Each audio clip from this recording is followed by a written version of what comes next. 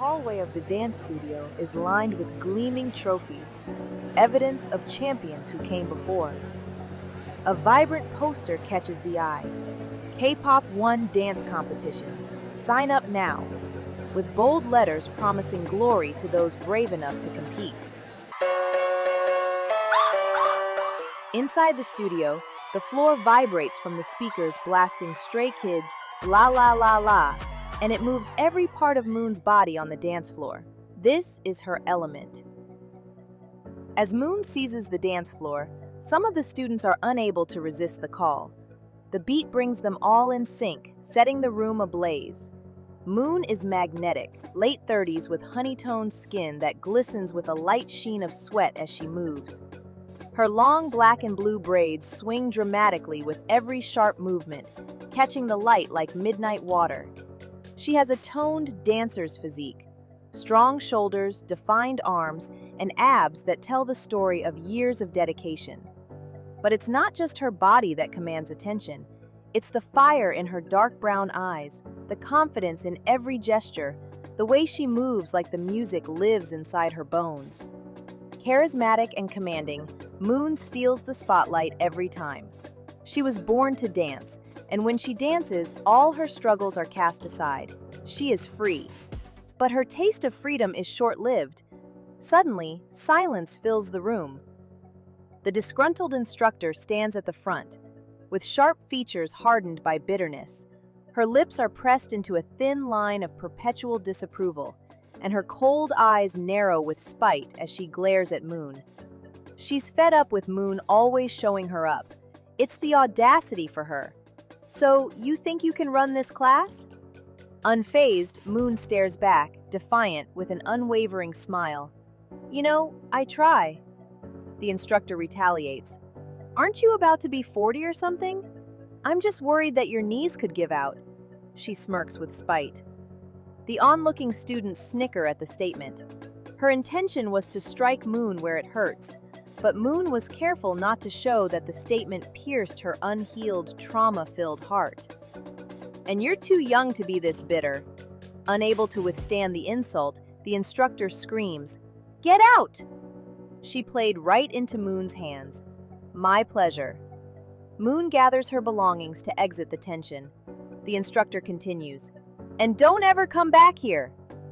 Blowing the instructor a kiss, she responds, "You'll see me again in your dreams."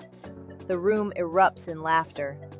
Not one to be mocked, the instructor yells, "Get in your positions now!" Outside the studio door, Moon slowly exhales. To people, she appears to have thick skin, as if nothing phases her. But the truth is, she's fragile. Yes, she wasn't getting any younger, and her dream of owning her own studio was fading away. She didn't grow up with money. Losing both her parents in an accident at 5 years old required her to always live in survival mode. She had to survive being bounced from one foster home to another after her grandmother passed away from lung cancer.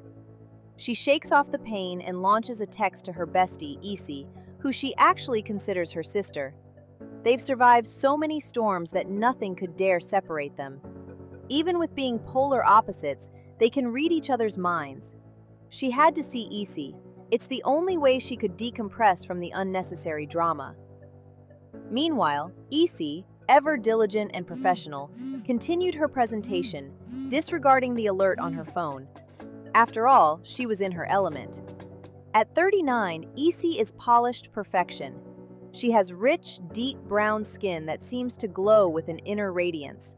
Her long ponytail with bangs frames her oval face beautifully, the bangs softly sweeping across her forehead. She has striking features, high cheekbones and full lips that rarely smile in professional settings, but light up her entire face when they do. Her almond-shaped eyes are intelligent and warm. Everything about her screams competence and grace. She had always wanted to help people, and being an ethical, well-respected pharmaceutical saleswoman was the most effective way she could do so. Regardless of whatever challenges life threw at her, she would achieve her goal. And here she is with the potential cure to retinitis pigmentosa, an eye disease that eventually leads to blindness. She might not have created the cure, but she will make sure it reaches those who need it the most. Satisfied that she's gotten the message across, she wraps up the presentation. Thank you all for your time today. This is a revolutionizing drug, and because Sacred Heart is at the front of curing eye disease, I hope you will consider Toxin to move you beyond changing lives, to truly changing the scope of what medicine can do. The doctors offer an enthusiastic round of applause in response. While closing out the presentation with hopes of follow-ups, she shares her card. EC. She follows the voice to a vision of a man she knows all too well. Dr. Onye is striking with rich, deep chocolate skin that seems to glow under the fluorescent lights.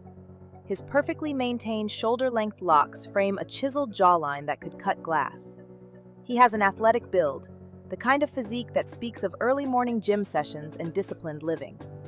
His smile is devastating, bright and genuine, revealing perfect teeth that contrast beautifully against his skin.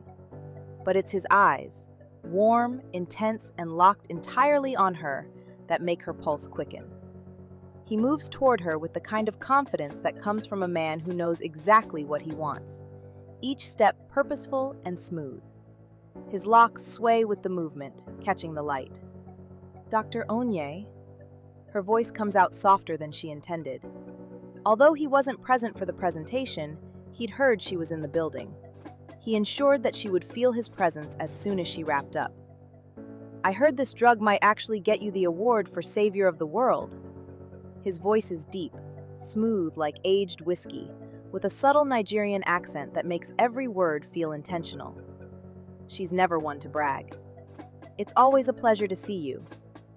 Ever the professional, she closes her laptop and tucks it away. Aware that she's ever the professional, he scans the room to find that they are alone. A slow, knowing smile spreads across his face. Without permission, he moves closer and snatches her phone from the table with the playful audacity of a man who knows he can get away with it. What are you doing? Her breath catches as his fingers brush against hers. Trying to prevent her from reaching for it, he casually takes a step back, his movements deliberate and teasing. He calls her phone, his eyes never leaving hers. Ah, my number is still there. The satisfaction in his voice is unmistakable. He hands her back her phone, letting his fingers linger against her palm a moment longer than necessary. I've been busy. She tries to focus on packing up, but her hands are trembling slightly. And I'm not? He tilts his head, studying her with an intensity that makes her skin tingle. Silence fills the room, thick with tension. She wants to tell him what he wants to hear, but she just can't seem to give herself the permission. Can you at least be honest? His voice drops lower, more intimate. Letting go of her task, she gives him her full attention. It's nothing new. I told you before. I'm not looking for anything serious. The disappointment flashes across his handsome face, but he waves it off with that charming smile that makes her knees weak. And the kiss? It meant nothing too? He closes the distance between them in 2 strides, his presence overwhelming. She can smell his cologne, something woody and expensive with hints of sandalwood and amber. Her back nearly touches the table as he inches closer. She tries to take a step back, but there's nowhere to go. His scent, his proximity, those deep brown eyes boring into hers, she's completely captivated. Her mind flashes back to their date night, the way his lips felt against hers, soft but commanding, the way his hand cradled the back of her neck, the heat that had flooded through her entire body. She was hoping, no, craving, that they could repeat it. The air between them crackles with electricity. If anyone entered the room right now, they would feel the intensity radiating off of them in waves. I don't remember. The lie tastes bitter on her tongue. He carefully observes her, his gaze dropping briefly to her lips before meeting her eyes again. He knows she's lying. Liar, he whispers, his breath warm against her face. He's so close now she can see the flecks of gold in his dark eyes. His hand comes up slowly, giving her time to pull away, but she doesn't. His fingers trace along her jawline, tilting her chin up toward him. Let me remind you then. As he closes the gap between their lips, so close she can almost taste him, Issy's phone buzzes violently against the table, shattering the moment like glass. She gasps, reality crashing back over her. She takes a shaky breath to find her composure again before answering the phone, her voice slightly breathless. "Hey, Moon. I'm sorry, I'll be there soon. Give me 20 minutes, okay? Bye." In order to keep her promise, she speedily returns to gathering up her belongings, trying to calm her racing heart. "I have to go." Dr. Onye doesn't move away immediately.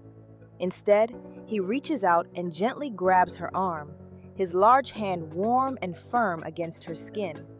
The contact sends electricity shooting through her.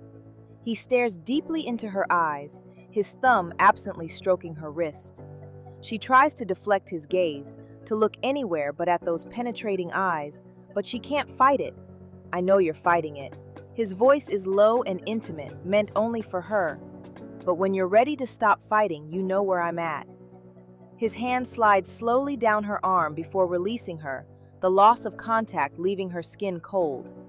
She watches as he slowly treads out of the room, his broad shoulders filling the doorway. He pauses, looking back at her one last time with a smile that promises this isn't over. She wondered if she would ever have the desire to let her walls down to allow him into her heart. But there's no time to dwell on that now. She has to meet Moon. Occupying her time as she waits for Issy, Moon lingers behind Loveth at the checkout counter. Loveth is the cafe's sweetheart, a young woman in her early 20s with warm caramel skin and kind eyes that crinkle when she smiles. She has a round face with that youthful softness that makes everyone want to protect her. Despite her nonchalant exterior, there's a quiet admiration in the way she watches Moon dance, like she's witnessing something magical. "Girl, do you not know how to stand still? How can she when music is shut up within her veins? Free yourself." She reaches for Loveth's hands, wanting to engage her in the dance, but Loveth laughs shyly and instead moves her shoulders slightly to the beat. "What? Is this you, Loveth?" Moon playfully teases her. "When will you teach me those TikTok K-pop moves so I can be popping everywhere?" Moon laughs, humbled by her admiration. "You gonna come to my class?" Without hesitation, Loveth responds, "You gonna set up a class?" The question glitches in Moon's mind, because if she's honest with herself, the answer is no. She had long given up on that dream. "She ain't going nowhere." Naomi, the stern-faced manager, mid-40s with pinched expression, severe bun, heavy makeup, stocky build with aggressive stance, carries authority she has to constantly assert, interjects with her unpopular opinion. "What's up, Naomi?" Moon disregards her opinion. "Why aren't you in uniform? I don't pay you to be chit-chatting." Unable to withstand Naomi's presence any longer, Moon slowly locates hers and Issy's favorite corner. "I have an hour before my shift starts, so find someone else to be master over." Her distaste for Naomi has always been personal and will probably always be. So she's learned the art of always putting her in her place, a place where she is not a factor. Issy had wondered if her dislike for Naomi stemmed from Naomi being granted the managerial role instead of Moon, who had served the African cafe for over 5 years and was not even considered. Was she jealous? Jealous of what? Being stuck at a dead-end job? But what was the alternative? She thought to herself. "Sorry, friend." Issy interrupts Moon's trailing thoughts. It's nothing new, so she never holds it against Issy. After all, she's never late whenever she's needed rescuing. I already ordered." This is what makes their friendship work. "Thank you." Issy grew up the only child to a very strict Nigerian father. Mr. Adegogo was an imposing man with traditional values carved into his very being. The kind of father whose love was expressed through rules and expectations rather than words. His presence commanded respect, and his deep voice could silence a room. When he discovered that a budding friendship was brewing between his precious daughter and the orphan child with no solid foundation, he went into protective parent mode and withdrew his child from the public middle school into a private school. But Mr. Adegogo had underestimated the bond Moon and Issy shared. They both knew all too well the pain of loss and how it lingers without permission. Isi lost her mother when she was 10 years old, so they would write letters to each other, sharing stories, from the bounce from one foster home to another, to the pressure of being the perfect daughter to an extremely overprotective father. They had hoped that one day they would both be free from the chains of adults' rules and regulations that kept them apart. I saw someone today. Moon is intrigued. Dr. Heartbreak! Isi smiles shyly, a soft blush creeping across her cheeks. I'm right! Ah, did something happen? Isi says nothing but wears a coy expression. It did, right? Come on, tell me. Isi! She gives in because she knows just how relentless Moon can be.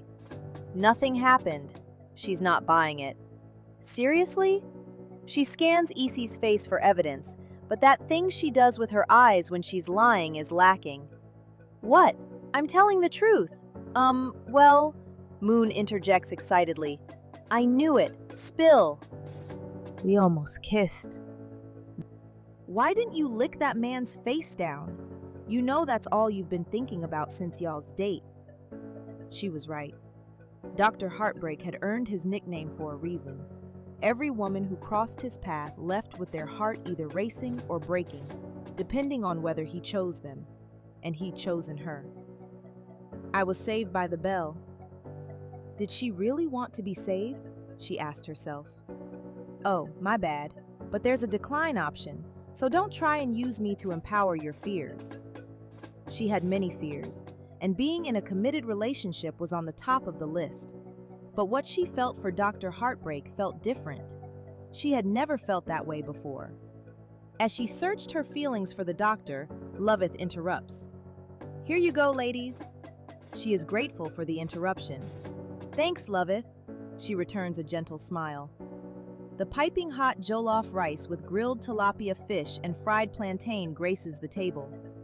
Eat up so you can take your meds. Because she often gets bogged down with work and forgets to eat, and forgets her medication, she doesn't argue. She just nods. When are you signing up for the K-pop 1 dance competition? Moon knows exactly what Isi is doing. Girl, you know those young kids will wipe me out first round. So she lets her off the hook. Moon does what she does best, hide. But her friend supports her even if she disagrees with her, because that's what good friends do, right?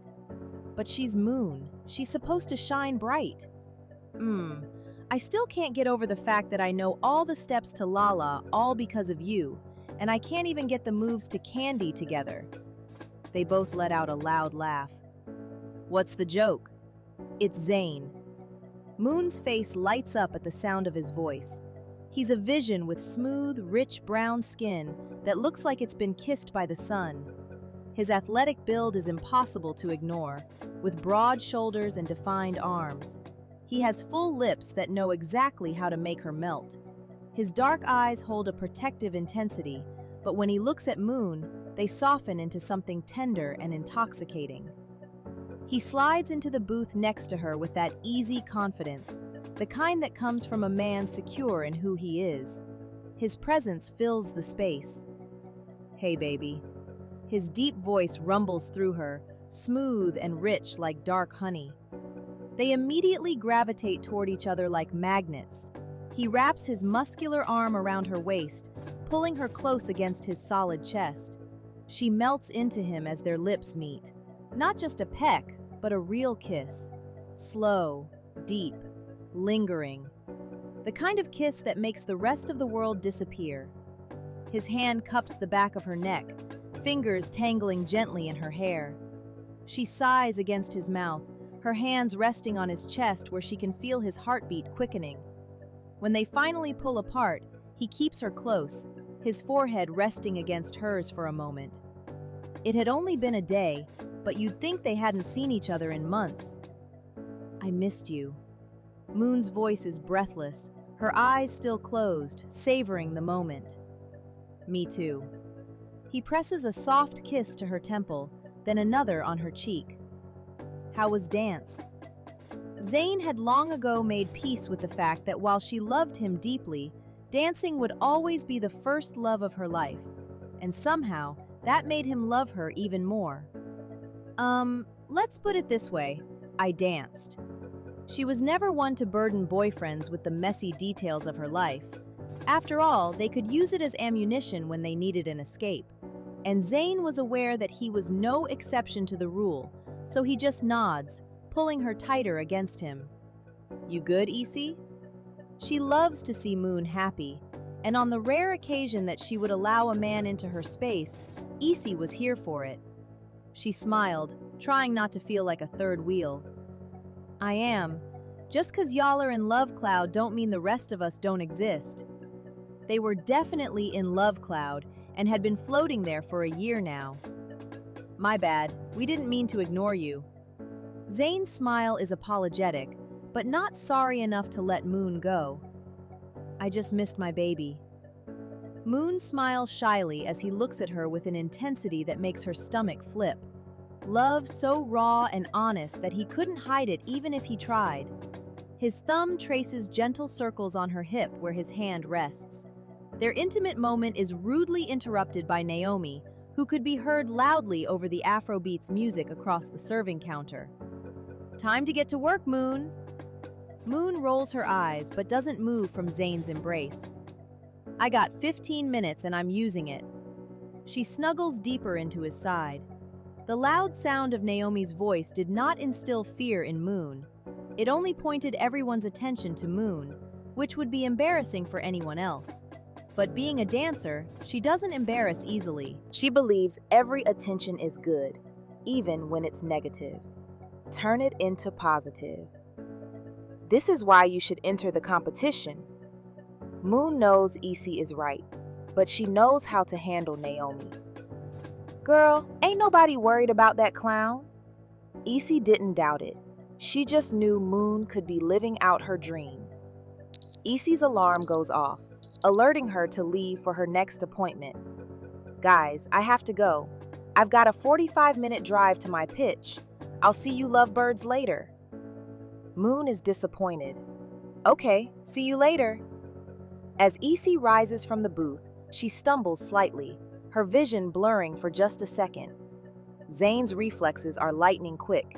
He reaches out and steadies her with strong, sure hands on her arms. A worried look crosses Moon's face. You good? His voice is gentle but concerned, the protective instinct extending to his girl's best friend. Isi catches her breath and nods at Zayn as he releases her arms, somewhat reassured she could stand on her own. Maybe you should sit for a minute, a worried Moon hopes, already starting to slide out from Zayn's embrace. But with a smile, Isi tries to ease Moon's fears. I'm fine. I'll take care of the bill and sit in the car for a minute. It's just the Texas heat. Moon wasn't buying it. You still haven't taken your meds. Can you do it now, please? Trying to rush off, she blows a kiss to Moon. I will, Mother, in the car. I really gotta go. Bye, Zayn. Moon's eyes trace Isi as she walks to the checkout counter, worry etched across her face. Yeah, later, Isi. Zayn notices the worry darkening Moon's eyes. He has never understood the bond they share, being polar opposites, but he knew that if anything ever happened to Isi, it would break Moon completely. Hey, he gently takes her chin, turning her face toward him. Look at me, please. She slowly returns her focus to him, and he sees the fear swimming in her eyes. She'll be fine. She said it's a 45-minute drive, so give her 45 minutes, then check on her, yeah? His voice is calm, reassuring, the steady anchor she needs. Moon nods in agreement, but the worry doesn't completely fade. I miss my smile.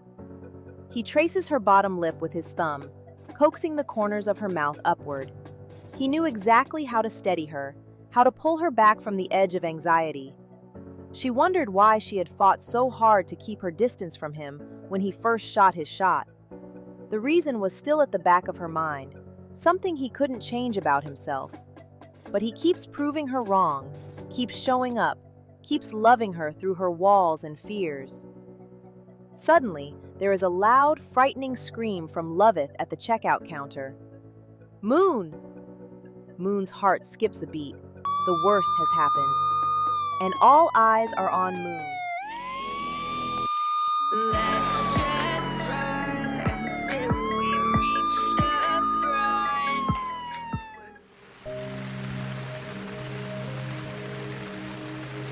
Hospitals have a way of waking up the fears you try to bury.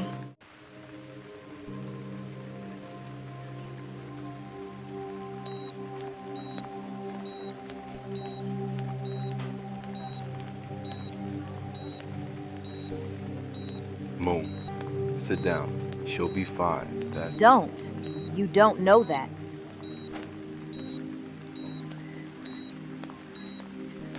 She fainted. She didn't collapse into a coma. Yeah, it could be something worse.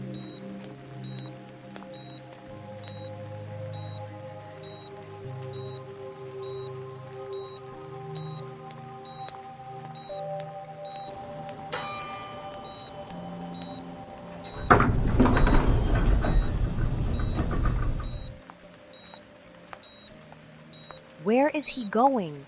What did he say? What happened? Relax, I'm fine. Fine, how? Dehydrated, that's it. They gave me fluids. That's it? That's it.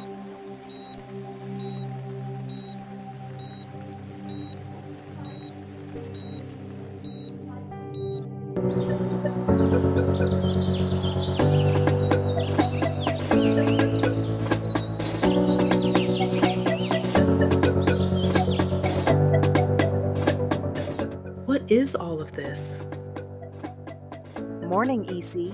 Apparently you can't take care of yourself, so I'm stepping in.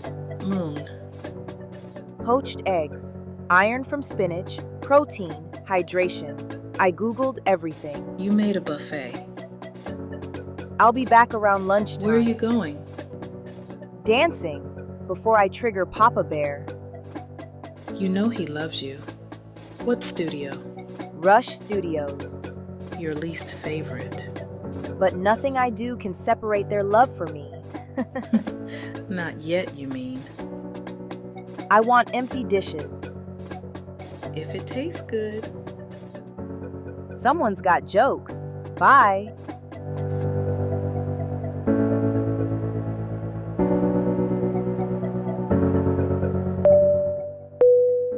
Sorry.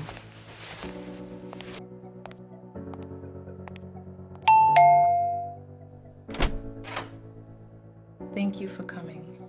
Anything for you. Come on in.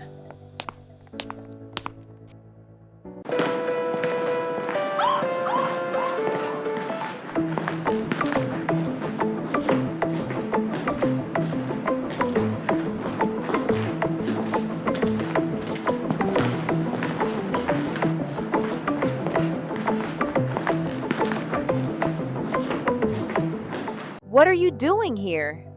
I come bearing gifts, How do you always know? so I'm good for something. You're good for many things. It's that new place, One Coffee, across from the academy. Oh yeah, TikTok famous. Okay, this is dangerous. I got news. Good or terrifying? Next level. I can take the police exam. Wait, you passed training? Future police officer in the house. I'm so proud of you. I couldn't have done it without you. No, this is all you. Money ready? OT covered it. What's up? I just wish I could help. Don't. You're all I need, okay? Yeah? Yeah. Isn't today the last day to enter the competition? After she kicked me out? I haven't thought about it. Are you sure you don't want to compete? I can lend you the money. That's not it. Then what is it? You remember when you knew security wasn't your ceiling? There was a time I thought dancing was mine, but I think I missed the timing. You're always... I should dance.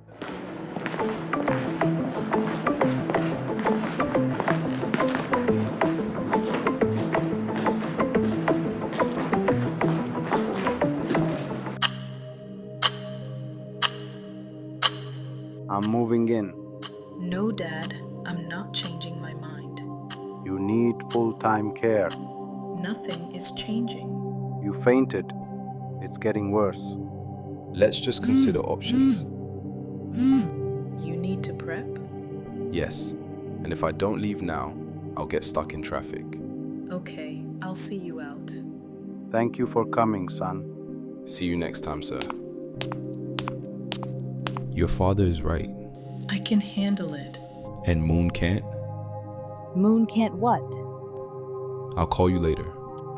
Thank you. Good to see you, Moon. Why was he here? It's nothing. Still no plans to leave my daughter's home? Sir, I didn't realize 10 you were... years of free living seems generous enough. Dad, stop. Her cancer is back. What? Dad, Need please. to move out. You didn't tell me?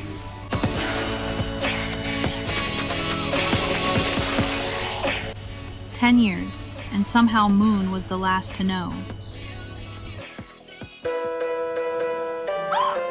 I need the name of the competitor, dance footage, and $350. Moon Waverly. Love makes you brave, sometimes reckless. Play it safe. Let's just run until we reach the front. We're closing down.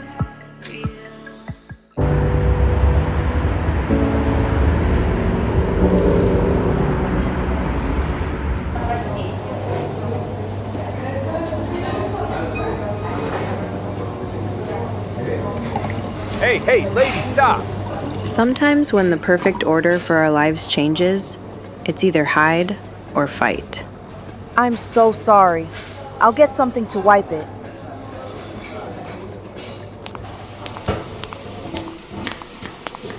Moon, get out here now. What do you want? You have two choices. Either you go home or you get fired. I really don't have time for this.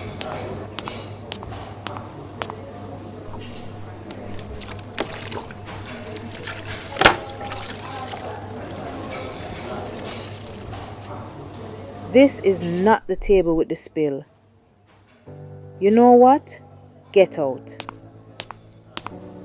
Hey, Naomi, maybe she just needs a break. I've been cleaning up her mess all day. I can't anymore. Do you hear me, Moon? I said get out. Come on, Moon, let's go outside. Come on.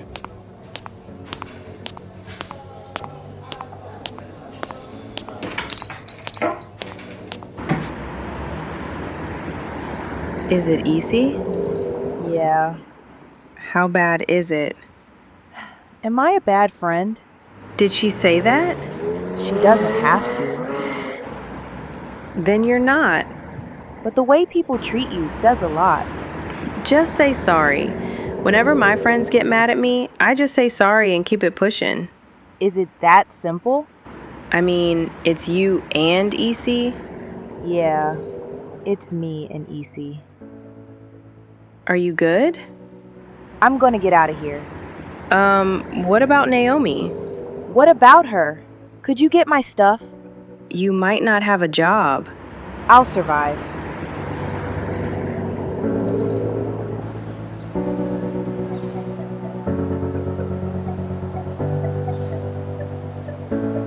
Here you go. Thank you. Perfect for this heat. She'll come around. She's leaving. Where? Maybe with Zane. But after the drama with living with Toby, she said she wouldn't do that again. You did say she's different with Zane, so it might work out. I don't want her to go. Have you told her? Yes, she's just stubborn. I can't stand that side of her. Have you thought of talking to Zane? No, but that's not a bad idea. Of course it's not. I'm the idea Jedi. It's the annual benefit for the hospital next month, and I want you to come with me. Onye, Please, don't say no. And if I pass out? Or start vomiting violently? Oh, there's the smell situation too from chemo, which would probably get everyone gossiping about me. And then I don't care. all these years, Onye. I was dumb and stupid. You didn't see me. Sometimes I think I held out for you, waiting for the day you would remember me. Do you want the truth? Yes. Never mind. Why do you always do this? You get close, then pull away. You're right. I was going to tell you how I felt at graduation. What? Remember I didn't know how I would cover med school? You were going to drop out and do something else. So, there was a generous donor, and he made me an offer I couldn't refuse. I don't understand. What does that have to do with us? What is it? I was dumb. That, donor was your dad. Okay, that's a good thing. I didn't know he knew you needed help. I had to stay away from you. No daughter of mine will marry a degenerate. His words. Okay, Onye. You can't take responsibility, so you lie on my dad. Very original. Wait, My dad is not that type of a person. I wanted to choose you, but I knew he would do everything in his power to stop me. Stop lying. I'm sorry I didn't fight for you before. No, I don't believe you. Ask him, and ask about the agreement I had to sign. Why are you doing this to me? You're a liar. You're a liar. I don't care about your dad or how much time cancer gives us. I'm going to fight for us. I will fight for you, Isi.